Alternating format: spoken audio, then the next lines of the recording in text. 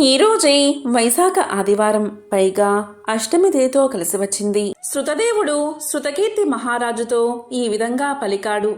మహారాజా, వైశాఖ శుద్ధ తృతీయమని అంటూ ఉంటారు. అది ఎంతో పవిత్రమైనది. ఆనాడు చేసిన పుణ్యం సర్వపాపహరం, శ్రీహరి పదాన్ని కలిగిస్తుంది. ఆ రోజు దేవతలకు, ఋషులకు, పితృదేవతలకు తర్పణాదులు ఇవ్వాలి. ఆ రోజు చేసిన దానికి విశేష ఫలితం ఉంటుంది. ఆ రోజు శ్రీహరిని పూజించి శ్రీహరి కథను విన్నవారు ముక్తిని పొందుతారు. ఆ రోజు చేసిన దానం అక్షయ ఫలితాన్ని ఇస్తుంది. అక్షయ తృతీయ తిథి దేవతలకు, ఋషులకు, పితృదేవతలకు ముగ్గురికి తృప్తిని కలిగిస్తుంది. ఈ తిథికి ఈ మహిమ ఎలా వచ్చిందో కారణాన్ని చెప్తాను. శ్రద్ధగా విను అంటూ శృతదేవుడు శృతకీర్తి మహారాజుకు ఇలా చెప్పడం మొదలుపెట్టాడు. పూర్వం ఇంద్రుడికి బలి చక్రవర్తితో పాతాళమున యుద్ధం జరిగింది. ఇంద్రుడు బలి చక్రవర్తిని జయించి తిరిగి వస్తూ భూలోకానికి చేరుకున్నాడు. మార్గమున ఉన్న ఉతద్య మహాముని ఆశ్రమంలోకి వెళ్ళాడు. త్రిలోక సుందరియు గర్భవతి అగు అతని భార్యను చూసి మోహించాడు. ఆమెను బలాత్కారంగా అనుభవించాడు. ఆమె గర్భంలో ఉన్న పిండం ఇంద్రుని వీర్యంలోనికి రానియక పాదాన్ని అడ్డుగా ఉంచింది. దానికి ఇంద్రుడు కోపగించి అతన్ని గుడ్డివాడు అగమని శపించాడు. వాని శాపాన్ని అనుసరించి మునిపత్ని గర్భం నుండి పుట్టిన బాలుడు దీర్ఘ తపుడు అనువాడు పుట్టు గుడ్డి అయి జన్మించాడు.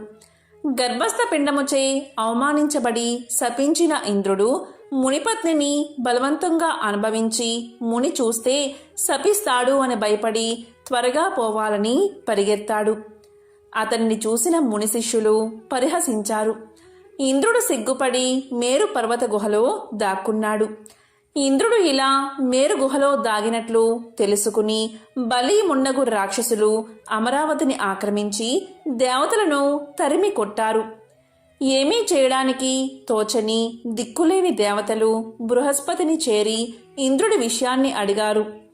బృహస్పతి దేవతలకు ఇంద్రుడి పరిస్థితిని వివరించి ఇంద్రుడు సచీ సహితుడై మేరు పర్వత గుహలో ఉన్నాడని తెలియచేశాడు.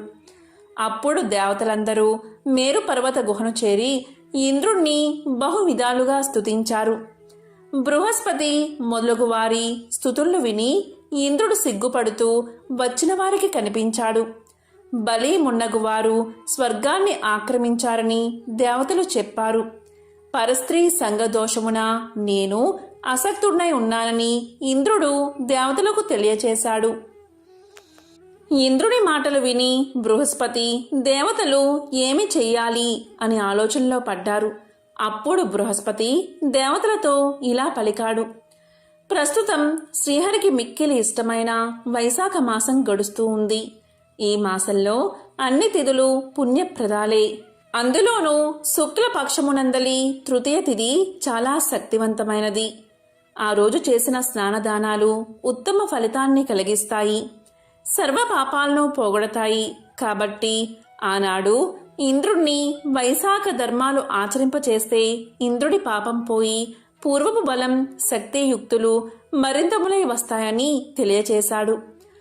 అందరూ కలిసి బృహస్పతి చెప్పినట్లుగానే ఇంద్రుడిచే అక్షయ తృతీయ నాడు ప్రాతకాల స్నానము, తర్పణాదులు, శ్రీహరి పూజ, కథాశ్రవణము మున్నగువాన్ని చేయించారు.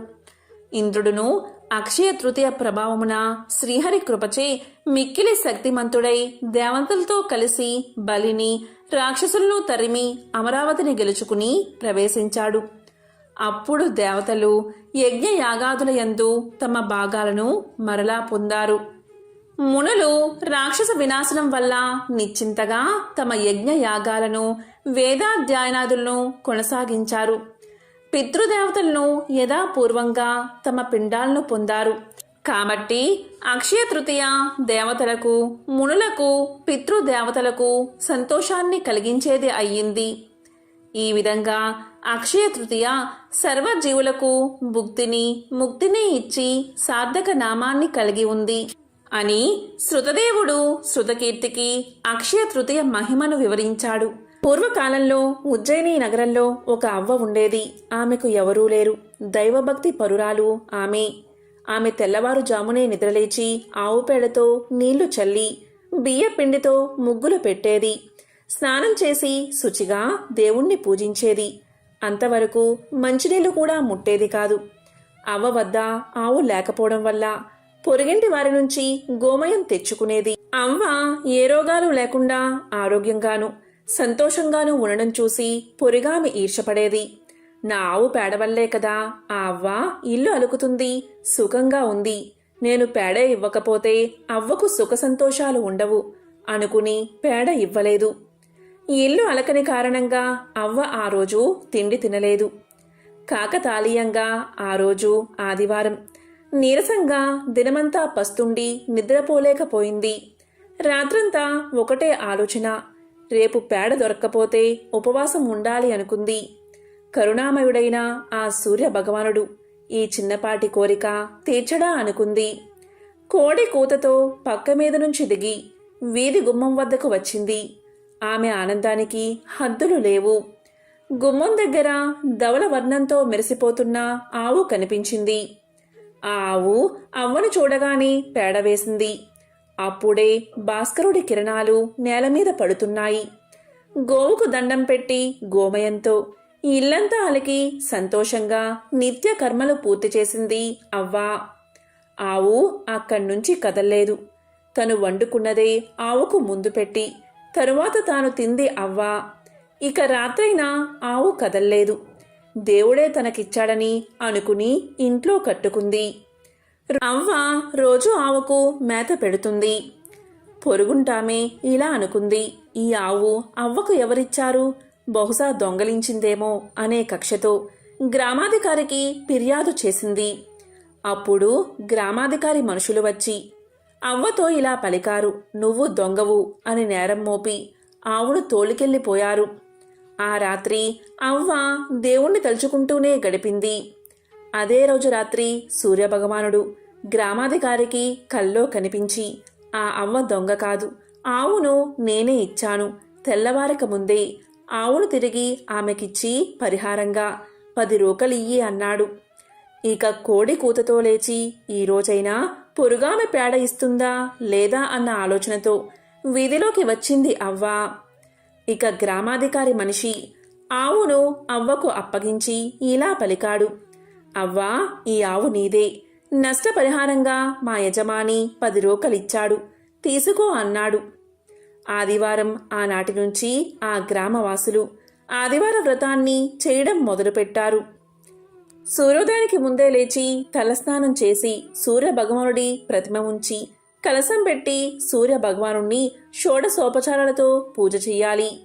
ఇలా ఆదివార వ్రతాన్ని చేయడం వల్ల జన్మజన్మల సంచిత పాపం నశించి అనంత పుణ్యం లభిస్తుంది. అంతేకాదు రోగ భయాలు ఉండవు. సిరి సంపదలతో ఇల్లు కలకల్లాడుతూ ఉంటుంది. ఎంతో విశేషమైన ఈ ఆదివార వ్రతాన్ని ఎవరైతే వింటారో లేక చెప్తారో వారికి సకల శుభాలు కలుగుతాయి. సప్తాస్వరదమారూఢాం ప్రచండం కశ్యపాత్మజం శ్వేతపద్మధరం దేవం తం సూర్యం ప్రణమామ్యహం. మన సంస్కృతిలో సూర్యారాధనకు చాలా ప్రాధాన్యత ఉంది. సప్తధాతు నిర్మితమైన మన దేహమనే చిత్రరథాన్ని అధిరోహించి ఆత్మస్వరూపంగా మనలోను సప్తాస్వరథాన్నెక్కి విశ్వానికంతటికీ కర్మ సాక్షిగా నిలిచిన సూర్యస్వరూపంగా అంతరిక్షంలోనూ తిరిగాడే ఆ సూర్య భగవానుడికి నమస్కారం. ఈ సందర్భంగా సూర్య భగవానుడి జననానికి సంబంధించిన ఒక విశేషమైన కథను ఇప్పుడు తెలుసుకుందాం. సౌనకాది మహామునులు నైమిసారణ్యంలో 12 సంవత్సరాలు దీక్షతో ఒక మహాయాగం చేస్తున్నారు. అక్కడికి రోమహర్షణుడు అంటే సూతుని తండ్రి వచ్చారు. మునులందరూ అతనికి సకల మర్యాదలు చేసి ఇలా పలికారు. నీవు సర్వపురాణాలు చక్కగా ఎరిగినవాడివి. నీకంటే తెలిసినవారు మరెవరున్నారు? కాబట్టి నీవు సృష్టి ప్రకారం మొదలు దేవ రాక్షస మానవ చరిత్రాలు భగవత్ విషయాలు మాకు తెలియచెయ్యి అని అడగగా సూతుడు ఇలా బ్రహ్మాండ పురాణాన్ని చెప్పడం ప్రారంభించాడు. బ్రహ్మ మానసపుత్రుడైన కశ్య ప్రజాపతికి దక్షుని కూతురు అయిన దితియందు రాక్షసులు జన్మించారు. అదితియందు దేవతలు జన్మించారు. వారు ఎప్పుడూ కూడా వారిలో వారు పోట్లాడుకుంటూ ఉండేవారు. ఇదంతా చూసిన అదితి తన గర్భం ద్వారా సూర్య భగవానుడు జన్మించాలని కోరుకుని ఆయనకు నమస్కారం చేస్తుంది. ఇందుకోసం కశ్యపుడు కూడా అనుగ్రహించడం వల్ల అదితి గర్భాన్ని దాలుస్తుంది. అయితే ఉపవాసాలు వ్రతాలు చేస్తూ ఎంతో నీరసించిపోయి ఉన్న ఆమెను చూసి కశ్యపుడు ఆగ్రహించి, సంతానం కోసం ఇంత తపించి చివరికి గర్భం పోగొట్టుకునేలా ఉన్నావు అంటూ ప్రశ్నించాడు. దీనికి అదితి తన భర్త తన్ని పరిహాసం చేస్తున్నాడని కోపగించుకుంటుంది. అదితి తన భర్తతో మాట్లాడుతూ, ఈ గర్భమే జారిపోతే ఈ పిండం నుంచి జన్మించే బిడ్డ లోకాలను రక్షించేలా ఉంటాడు అంటూ గర్భాశయం నుంచి అండాన్ని జారవిడుస్తుంది. ఈ విధంగా గర్భం నుంచి పిండం మహా తేజస్సుతో కింద పడ్డంతో మొదటగా ఆ పిండం మృతి చెందినట్లు కనబడుతుంది. తరువాత కొంత సమయానికి ఆ పిండం నుంచి సువర్ణ కాంతులను ప్రకాశిస్తూ ఒక బాలుడు ఉద్భవిస్తాడు. ఆ విధంగా బాలుడు జన్మించడంతో అదితి తన భర్తను ఉద్దేశించి ఇలా పలుకుతుంది. నాదా, నువ్వు అండంలో ఉన్న బిడ్డని చంపేశావు అన్నావు కదా. ఇప్పుడు అండంలోని బిడ్డ కాంతులు విరజిమ్ముతూ జన్మించాడు కాబట్టి ఇతను మార్తాండుడుగా పిలువబడతాడు అని అదితి సూర్యుడికి మార్తాండు అనే పేరు పెట్టింది. అప్పట్నుంచి సూర్యుణ్ణి మార్తాండు అని పిలుస్తారు. సూర్య భగవానుడు అదితికి జన్మించడం వల్ల ఆదిత్యుడు అని పిలువబడ్డాడు. లోకాలకు వెలుగునిచ్చి పెద్ద కొలువులో ఉన్నాడు కదా అని విశ్వకర్మ తన కుమార్తె సంజ్ఞాదేవిని ఆదిత్యుడికిచ్చి పెళ్లి చేశాడు. వీరి మొదటి సంతానం శ్రాద్ధ దేవుడు. ఇతన్ని వైవస్వత మనువు అంటారు. సూర్యుడి తేజస్సు భరించలేక భర్తతో సుఖించేటప్పుడు సంజ్ఞాదేవి కనులు మూసుకున్నది. దీంతో సూర్యుడికి కోపం వచ్చింది. అఖిల జనుల ఆయుష్ను నియంత్రించేవాడు కొడుకుగా పుడతాడు అన్నాడు. అలా పుట్టినవాడే యముడు. ఈసారి ఆమె కళ్ళు మూసుకోలేదు కాని భర్తను చంచల దృష్టితో చూస్తూ ఉండిపోయింది. అప్పుడు సూర్యుడు ఇలా పలికాడు, నీకు విలోల అయినా కుమార్తె పుడుతుంది అన్నాడు. అలా పుట్టిన కూతురే యమున. ఏం చేసినా తప్పే, ఎలా ఉన్నా కష్టమే అన్నట్లుగా ఉన్నది సంజ్ఞ పరిస్థితి. తన కోసం వెలుగును వేడిని తగ్గించుకోమని భర్తను అడిగిందామే. ఎప్పటిలాగే తన్ని సహిస్తూ సహధర్మచారినిగా సహజీవనం చెయ్యాలని నచ్చ చెప్పాడు సూర్యుడు. సరే అని తల ఆడించిందామే. అయితే తనకు ప్రస్తుతం అమ్మానాన్నల మీద మనసు మళ్ళిందని, కొంతకాలం అక్కడ గడిపి వస్తాను అని చెప్పి పుట్టింటికి పయనం కట్టిందామే. భర్త తేజస్సు భరించలేకపోవడం తప్పించి తనకు ఆయనకు మనస్పర్ధులంటూ ఏమీ లేవు. పైగా తానంటే సూర్యుడికి ఎనలేని ప్రేమ అని తెలుసామెకు. అందుకే కొంతకాలం పాటైనా భర్తకు తాను దూరంగా ఉండాలి, కాని భర్త తనకు దూరంగా ఉండకూడదు అనుకుంది. దాంతో ఒక ఆలోచన వచ్చిందామెకు. ముమ్మూర్తులా తన్నే పోలి ఉన్న తన నీడకు ప్రాణం పోసింది. ఆ రూపానికి ఛాయ అనే పేరు పెట్టి తనలాగే ప్రవర్తిస్తూ తన పతిని సేవిస్తూ తన సంతానాన్ని జాగ్రత్తగా చూసుకుంటూ తన మందిరంలో ఉండమంది. అంతకాలం నీడగా ఆమెను అనుసరించడం తప్పించి తనకంటూ ప్రత్యేకత ఏమీ లేదు కాబట్టి అనుకోకుండా అవకాశం రావడంతో ఛాయ అందుకు ఆనందంగా అంగీకరించింది. ముమ్మూర్తులా నీవు నాలానే ఉన్నావు. ఆయనకు అనుమానం రాకుండా నాకు వలే కాపురం చెయ్యి. నా పిల్లల్ని నీ పిల్లలు అనుకో అంటూ అంపకాలు పెట్టి పిల్లలకు కూడా చెప్పకుండా పుట్టింటికి వెళ్ళింది సంజ్ఞ. ఎన్నాళ్ళైనా అత్తారింటి ఊసెత్తని సంజ్ఞను చూసి సందేహం వచ్చింది విశ్వకర్మకు. కూతురుకు శుద్ధులు చెప్పి అత్తారింటికి పంపించాడు. భర్త వద్దకని బయలుదేరిన సంజ్ఞ కురుదేశాలకు వెళ్లి బడవ నామంతో అశ్వరూపాన్ని ధరించి పచ్చిక బీళ్లల్లో విహరించసాగింది. ఈ విధంగా కొంతకాలం గడిచింది. తర్వాత నారద మహర్షి ప్రబోధ ప్రోద్బలాలతో ఛాయ తనకి కూడా సొంత బిడ్డలు కావాలి అనుకుంది. ఫలితంగా ఆమెకి శనైశ్వరుడు, సావర్ణి మనువు, తపతి పుట్టారు. మాతృమూర్తి అయ్యాక ఛాయలో అసూయ తలెత్తింది. దాంతో సొంత బిడ్డలకి ఎనలేని మమతానురాగాలు పంచుతూ సంజ్ఞ సంతానంపై సవతి తల్లి ప్రేమను చూపసాగింది. వైవస్వతుడు, యముడు, యమునులకు తాము తమ తల్లికే సవతి బిడ్డలు అయ్యామనే విషయం తెలియదు. కాబట్టి అమ్మలో ఇంత ఆకస్మిక మార్పు ఎందుకు వచ్చిందో ఆమెనే అడిగి తెలుసుకుందామని యముడు తన అన్నను, చెల్లిని వెంటబెట్టుకుని అమ్మ వద్దకు వెళ్ళాడు. మునుపటిలా తమను ప్రేమగా చూడ్డం లేదేమని అడిగాడు యముడు. దీంతో ఛాయ కోపంతో ఈసడించుకుని యముణ్ణి తీవ్రంగా మందలించింది. దీంతో యముడు తల్లితో తీవ్ర వాగ్వాదానికి దిగడంతో ఆగ్రహించిన ఛాయ, అంటే యముడు తల్లిని తన్నడానికి వెళ్ళగాని నీ కాలు తెగిపడును కాక అని శపించింది ఛాయ. యముని కాలు దానితో తెగి నేల మీద పడింది. ఈ గొడవతో విషయం సూర్యుని వరకు వెళ్ళింది. చిన్న విషయానికి పెద్ద శాపానికి గురైనందుకు అమితంగా బాధపడిన యముడు వెక్కుతూ తండ్రితో విషయమంతా విన్నవించాడు. కన్నతల్లి ఏమిటి, కన్నబిడ్డలను శపించుడు ఏమిటి అనే అనుమానంతో సూర్యుడు ఛాయను గట్టిగా నిలదీయడంతో తాను సంజ్ఞను కాదని ఆమె ప్రతిరూపమైన ఛాయేనని, సంజ్ఞాదేవి ఆజ్ఞలాంటి అభ్యర్థన వల్లే తాను ఆమె స్థానంలో ఇక్కడ ఉండిపోయానని విషయాన్ని వివరించింది ఛాయ. విషయం విన్న సూర్యుడికి అంతా అర్థమైంది.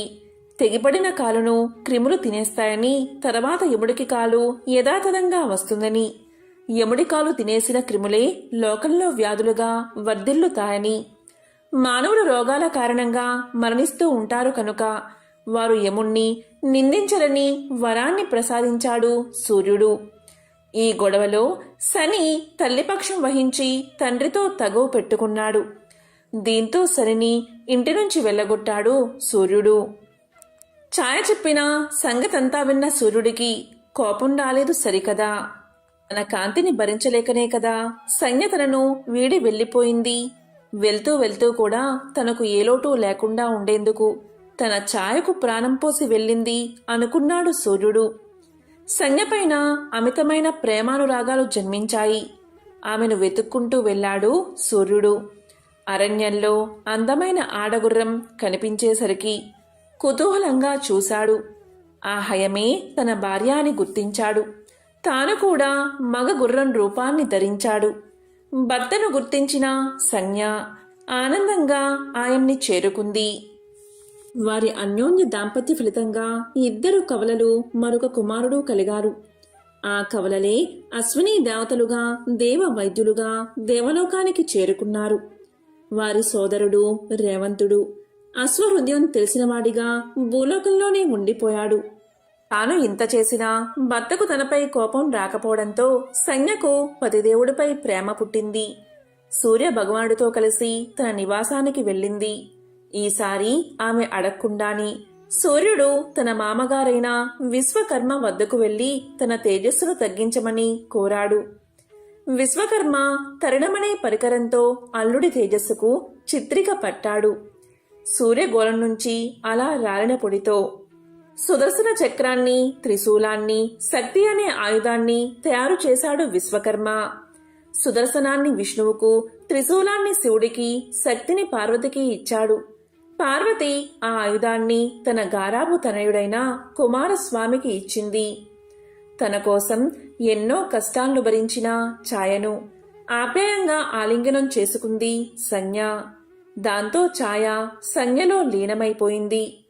భర్త ఉగ్రత తగ్గడం దానికి తోడు ఆయన తనకి తానుగా తన శరీరానికి శీతలత్వాన్ని అలదుకోవడంతో సంజ్ఞకు మరెన్నడూ ఇబ్బంది కలగలేదు. హాయిగా భర్తతో కాపురం చేసుకుంటూ తన బిడ్డలతో పాటు ఛాయా సంతానాన్ని కూడా ప్రేమగా చూసుకుంటూ అక్కడే ఉండిపోయింది. సూర్యభగవానుడు, సంజ్ఞలు అశ్వరూపంలో ఉండగా వారికి జన్మించిన వారే అశ్విని దేవతలు. ఈ పుత్రులు గుర్రం రూపంలోనే పెరిగి పెద్దవారయ్యారు. అశ్వము అంటే గుర్రం కాబట్టి వీరిని అశ్విని పుత్రులు అని పిలుస్తారు. ఆయుర్వేద శాస్త్రంలో మంచి ప్రావీణ్యం పొంది తల్లిదండ్రుల ఆశీర్వాదంతో ఆయుర్వేద శాస్త్రంలో మరింత గుర్తింపు పొందడానికి వారు లోకాలను తిరగసాగారు. వీరు మంచి మనసున్న దేవతలు. ఎవరికి ఏ కష్టం వచ్చినా సరే సంధ్యాకాలంలో వీరిని వేడుకుంటే ఖచ్చితంగా వారి కోరికలు నెరవేరతాయని ఒక నమ్మకం. ముఖ్యంగా సూర్యాస్తమయానికి 24 నిమిషాల ముందు అశ్విని దేవతలను మనసులో తలుచుకుని కోరికలు కోరుకుంటే కోరికలు తీరతాయని పురాణాలు చెబుతున్నాయి. సూర్యుడు సాక్షాత్తు విష్ణుమూర్తి అవతారం. అందుకే ప్రత్యక్ష నారాయణుడని సూర్యనారాయణుని పిలుస్తాం. ఎంతో విశేషమైన ఈ కథను వింటే చాలు జన్మల పాపాలు తొలగి కోటి జన్మల పుణ్యం వస్తుంది. సకల శుభాలు కలుగుతాయి.